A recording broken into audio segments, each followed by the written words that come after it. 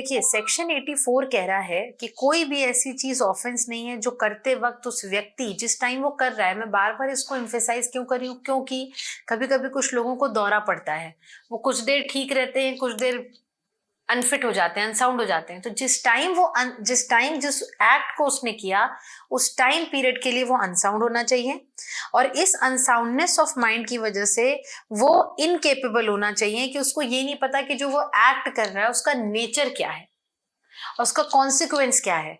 लेकिन इसमें ये जो सेकंड का है कि he is doing what is either wrong और कॉन्ट्ररी टू लॉ, मतलब ये कि उसकी अनसाउंडनेस माइंड जो है वो लीगली खराब होनी चाहिए, वो जो एक्ट कर रहा है वो ऐसा होना चाहिए जो कि कॉन्ट्ररी टू लॉ हो और लीगली रॉन्ग हो।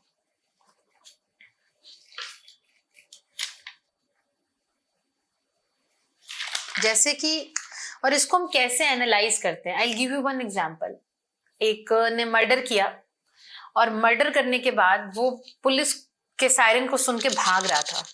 सो running, the act which is doing is running, जो कि ये शो करता है कि उसको नॉलेज थी कि उसने ये जो किया है वो एक्ट गलत है और उसके लिए उसे सजा मिल सकती है। दैट इज वाई उसके दिमाग में आया कि मुझे भागना चाहिए। सो ऐसे आप एनालाइज कर सकते हैं अनसाउंडनेस ऑफ माइंड को। अब आते हैं हम सेक्शन 85, बहुत अच्छा है, इसको देखिएगा, मुझे बहुत पसंद है ये section. Act of a person incapable of judgement by reason of intoxication caused against his will. Intoxication है यहाँ पे। देखो बेटा, इंटॉक्सिकेशन का आप लोग इस बात को समझिएगा कि इंटॉक्सिकेशन का मतलब होता है नशा। नशा इज ऑफ वेरियस काइंड। नशा never means only alcohol. It can be charas, it can be ganja, it can be anything which is given you an illusions and hallucinations, वो सारी चीजें नशे में आती हैं।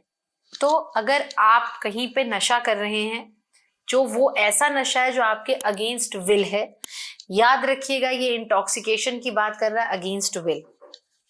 ऐसी जगह पे क्या होगा, nothing is an offense which is doing by a person who at the time of doing it by reason of intoxication incapable of knowing the nature of the act or that he is doing is either wrong or contrary to law, provided that कि जो intoxication है वो self administered नहीं होना चाहिए।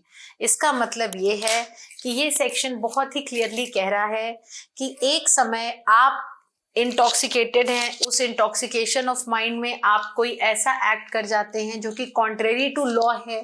You at the time of that illusions or that hallucination, due to that intoxication, you were not in your mind to judge the nature of the act and also that it is contrary to law, that it is wrong. But provided, इसमें एक proviso दिया है जो ये कहता है कि ये इंटॉक्सिकेशन अगेंस्ट योर विल होना चाहिए। ये इंटॉक्सिकेशन आपने खुद नहीं लिया होना चाहिए, ये आपको किसी ने दिया हुआ है, तो वहां पे आप इस तरीके से करेंगे। सो अब यहाँ इंटॉक्सिकेशन में इंपॉर्टेंट है कि ये सेल्फ एडमिनिस्टर्ड नहीं होना चाहिए, लेकिन अगर इंटॉक्सिकेशन सेल्फ एडमिनिस्टर्ड है, ऐसे केस में क्या होगा, सेक्शन 86। अगर कोई सेल्फ इंटॉक्सिकेटेड करता है खुद को, मैंने बोला था ना हर एक्ट में डिफरेंट मेंसरिया होता है, तो यहाँ पे क्या है कि चलो भले ही तुम्हारी इंटेंशन नहीं है लेकिन तुमको ये तो नॉलेज है क्योंकि तुमने सेल्फ इंटॉक्सिकेट किया है तो तुम्हें नॉलेज तो होगी, तो यहाँ पे नॉलेज को प्रिज्यूम कर लिया जाता है। Section 86, we'll go with section 86, offense requiring a particular intent or knowledge committed by one who is intoxicated. In case where is an act is not an offense unless done with a particular knowledge or intent. A person who does the act in a state of intoxication shall be liable to dealt with if he had the same knowledge. यहाँ पे knowledge को presume कर लेते हैं। self administered intoxication में हम ये देखते हैं कि उसको उस समय करते हुए उतनी ही नॉलेज थी जितनी कि अगर वो इंटॉक्सिकेटेड नहीं होता और हेल्दी माइंड में होता तो होती। I will repeat myself, it has been written, it is dealt with as if he had same knowledge as if he would have been not intoxicated unless the thing which is intoxicated has administered against his knowledge or so यहाँ presumption raise हो जाता है। अब हम आएंगे section 87। Section 87 कहता है act not intended not known to be likely to cause death or grievous hurt done by consent. अच्छा, ये उन एक्टों की बात कर रहा है जहां किसी को ग्रीवियस हर्ट हो गया हो, ठीक है, जहां कोई इंटेंशन और नॉलेज नहीं है कि दिस एक्ट, मतलब मैं आपको बताती हूँ, तलवारबाजी है, बॉक्सिंग है, ये कुछ गेम्स हैं जहां हम अपनी कंसेंट देते हैं। अब इस गेम को खेलने के दौरान हमें ग्रीवियस हर्ट हो गया या इसके आउटकम, इसके कॉन्सिक्वेंसेस से हमें कुछ हो जाता है, तो हम यहाँ ऑफेंस नहीं होगा। जैसे यहाँ पर कंसेंट की बात आ रही है, देखो ये कहता है जब हम स्पोर्ट्स बॉक्सिंग करते हैं वहां पे तो पता है कि हम किसी को जान से तो नहीं मारेंगे, पर ये पता है कि चोट लग सकती है, तो उसके लिए कंसेंट दिया है। जैसे तलवारबाजी हो गई, तो यहाँ कंसेंट की बात है। बट यस, यहाँ पे ये भी पता है कि it will not cause you death, और but is of course it can cause you hurt. देखिए आगे हम, I read this section for you. Nothing which is not intended to cause death, intention नहीं है, ना उसकी इंटेंशन है death cause करने की, ना ग्रीवियस हर्ट की। Which is not known by the doer to be likely to, उसको ये भी पता है कि इससे चोट लग सकती है, बट इससे किसी तरीके का ग्रीवियस हर्ट या डेथ नहीं होगी। वहां पे any person above 18 years of age who has given consent whether express or implied to suffer that harm or by reason of any harm which is made known। ठीक है, आपको जो मैंने बताया वही है, इंट्रोडक्शन के लिए भी बहुत है, फिर हम देखेंगे। Section 88, act not intended to cause death done by consent in good faith for person's benefit. देखिए ऊपर में कंसेंट दी थी अगले ने अगले को, यहाँ पे कंसेंट नहीं है, लेकिन ये जरूर है कि act not intended to cause death done by consent, किसी ने कंसेंट दी गुड फेथ में, और वो किस लिए, किसी के बेनिफिट के लिए। अब देखो यहाँ पर दूसरे के भले के लिए कर रहे हैं, ठीक है, यहाँ इंटेंशन मारने की नहीं है, अगले की गुड फेथ की है, अगले की कंसेंट से है। Like doctor operating patient, acupressure, जगह जगह नीडल लगाते हैं, तो वो कंसेंट हमने क्यों दी है, वो कंसेंट हम एक्ट कर रहे हैं अगले की कंसेंट पे, उसके गुड फेथ के लिए, तो यहाँ पे ये होगा। दोनों ही जगह कंसेंट है, लेकिन सेक्शन 88 की कंसेंट अलग है। यहाँ पे it is not for any good faith, it is somewhere like कि हमने यहाँ पे कंसेंट दिया है कि ठीक है, हमें पता है कि यहाँ पे हमें हार्म हो सकता है, और हम उसके बावजूद वहां पे कंसेंट दे रहे हैं। यहाँ पे कंसेंट एक पर्टिकुलर चीज के लिए है, which is regarding the good faith of the other person. So इन दोनों में ये अंतर है। अब हम देखते हैं 89। सेक्शन 89 कहता है act done in good faith for benefit of child और इनसेन पर्सन बाय और बाय कंसेंट ऑफ गार्जियन। देखो यहाँ भी कंसेंट की बात कर रहे हैं, लेकिन ये कंसेंट इंडिविजुअल की अपनी नहीं है, ये एक class of category of persons की बात कर रहे हैं, और वहां पे उनके गार्जियन के द्वारा दी गई कंसेंट की बात कर रहे हैं। और ये कैटेगरी और क्लास ऑफ लोग कौन से हैं, या तो कोई चाइल्ड माइनर हो जो, और या फिर insane person. Let us read this section.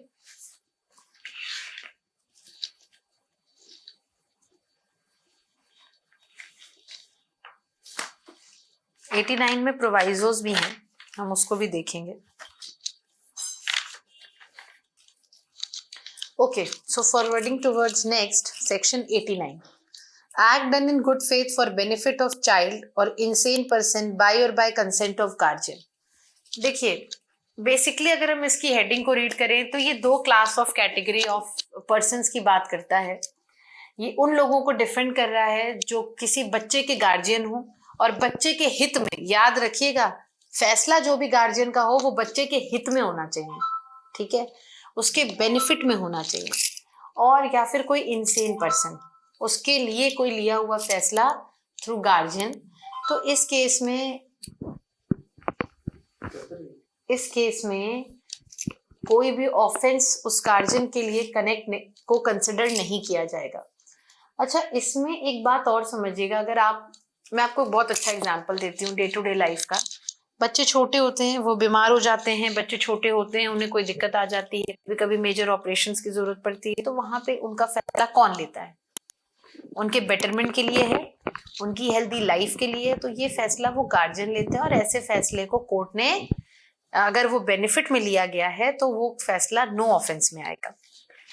nothing which is done in good faith for the benefit of person under 12 years of age. अब एक चीज आपको यहाँ से मिली कि वो बच्चे की एज क्या होनी चाहिए या उस पर्सन की एज क्या होनी जो इनसेन हो, 12 years of age, 12 of unsound mind or by consent either express or implied of the guardian or other person. ठीक है, मैंने जो आपको बताया कोई लॉफुल चार्ज में भी, तो प्रोवाइजो देखिएगा that this exception shall not extend to the intentional causing of death और ऑफ अटेम्प्टिंग टू, ऐसा कोई भी आप उसके लिए नहीं लेंगे जहां पे ये शो होता हो कि उससे एक इंटेंशन क्रिएट होती है कि उसकी डेथ कॉज हो रही है या फिर अटेम्प्ट टू कॉज डेथ हो. Second, that this exception shall not extend to the doing of anything which is the person doing it knows to be like, अगर आपको पता है कि इससे डेथ कॉज हो सकती है और any purpose other than the preventing of death और ग्रीवियस हर्ट और ऑफ क्योरिंग ऑफ एनी. देखिए ये कह रहा है कि अगर आप कोई ऐसा फैसला लेते हैं जिससे लाइकली टू कॉज डेथ होने के चांसेस हैं, तो वो आप उस सिचुएशन में ले सकते हैं जहां आप उसको किसी ग्रीवियस हर्ट या डेथ से बचा रहे हैं. ठीक है, जैसे कभी कभी, हाँ, जैसे मैंने ऑपरेशंस वगैरह आपको बताए, so that can be the case. thirdly, this exception shall not extend to the voluntarily causing of grievous hurt और attempting, तो ऐसा कुछ भी voluntarily तो होना नहीं चाहिए unless वो कोई पर्पस ऐसा हो जो डेथ या ग्रीवियस हर्ट प्रिवेंट कर रहा हो या किसी ग्रीवियस डिजीज या इन्फर्मिटी को प्रिवेंट कर रहा हो. The exception shall not extend to the abetment of any offence to the committing of which offence it would not extend. ठीक है, मैं और इस पे अभी आपको डिटेल दूंगी जब मैं अंदर जाएंगे, हम इसको कोरली रीड करेंगे. अभी तो एक इंट्रोडक्शन के लिए इतना बहुत है कि 12 साल से नीचे के अगर बच्चे हैं या कोई इंसेन पर्सन है तो उसके लिए, उसकी बेनिफिट के लिए, उसकी गुड फेथ के लिए उसके गार्डियन अलाउड होते हैं. अब हम आएंगे सेक्शन 90 पे. देखो ये भी एक कंसेंट की बात करता है कि कंसेंट कब फेयर नहीं है, जहां फियर ऑफ इंजरी हो, मिसकंसेप्शन ऑफ फैक्ट हो, ऐसी हालात में दी हुई कंसेंट फ्री कंसेंट नहीं मानी जाती. ठीक है, अब जैसे किसी ने कोई मेरे बच्चे को उठा के ले गया और उसको उठाने के बाद वो मुझसे किसी चीज की कंसेंट ले रहा है, तो that consent is under fear. या फिर कोई मेरे पास आया और उसने एक लाठी उठाई है और मुझे पता है कि if I won't give the consent then he will just put me off. So in that case the consent given by me is under fear or under pressure of injury.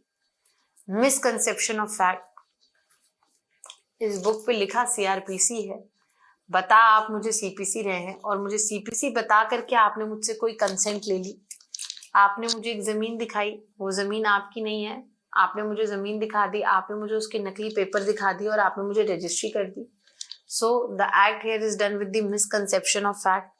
मैंने वो मिसकंसेप्शन ऑफ फैक्ट की वजह से आपको consent दी, तो ऐसी consent को free consent जो नहीं होती. तो यहाँ पे सेक्शन 90 हमको बताता है कि कौन सी कंसेंट मानी जाएगी. A consent is not such a consent as it intended by any section of this code. एक तरीके से कंटेंट को डिफाइन ही किया है इन्होंने. अगर वो कंसेंट पर्सन अंडर किसी फियर और इंजरी में दिया है, मिसकंसेप्शन ऑफ फैक्ट में दिया है, और या फिर if the person doing the act knows or as a reason to believe that the consent was given in consequences of such fear or conception, मतलब या फिर उसे पता है, ठीक है, जो मैंने बोला है वही है. इसी का सेकेंड पार्ट आपको बताता है consent of insane person. ठीक है, if the consent was given by a person who form unsoundness of mind, intoxication, able to understand the nature, ये भी नहीं होगी free consent. Consent of a child 12 साल के नीचे अगर है तो वो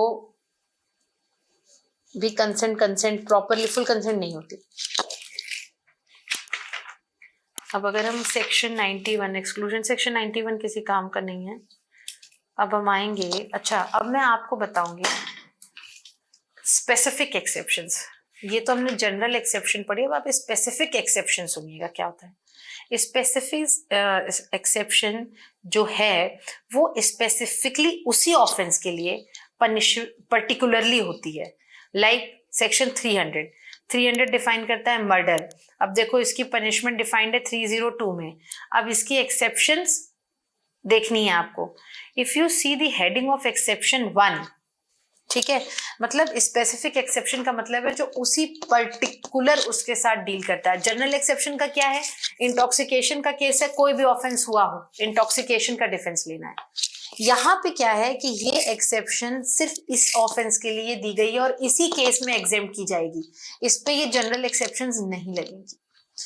जैसे कि अगर आप सेक्शन 300 देखें तो उसकी एक्सेप्शंस वहीं दी हुई हैं, I let you know.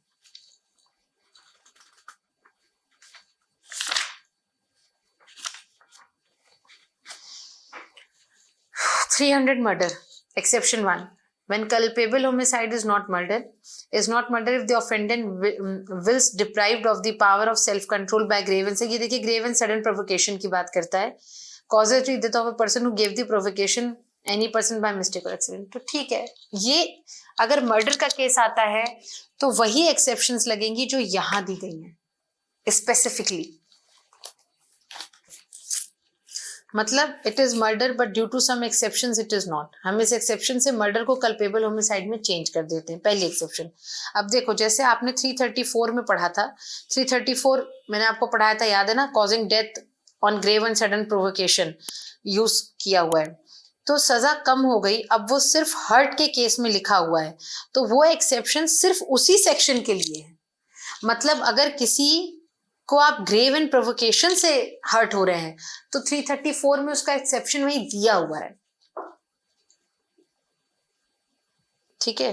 So it's an specific exception. If it would have been general exception तो वो सभी के साथ जाता है। जो स्पेसिफिक एक्सेप्शंस हैं वो चार्ज से आपको डिसऑनरेट नहीं करती, याद रखिएगा। हमने क्या कहा था, इस जनरल एक्सेप्शन आपको चार्ज से ही डिसऑनरेट करती है, लायबिलिटी फ्री करती है, आपको लायबिलिटी फ्री नहीं करती है बट सजा कम कर देती है। अगर कल्पेबल होमिसाइड में आपने अपना राइट एक्सीड कर दिया तो मर्डर नहीं, लेकिन कल्पेबल होमिसाइड है, डेथ पेनाल्टी नहीं मिलेगी तो फिर भी लाइफ इम्प्रिजन मिलेगी, तो आप यहाँ पे लायबिलिटी फ्री नहीं होते। इसमें लायबिलिटी होती है बट वो थोड़ा सा ऊपर नीचे हो जाती है।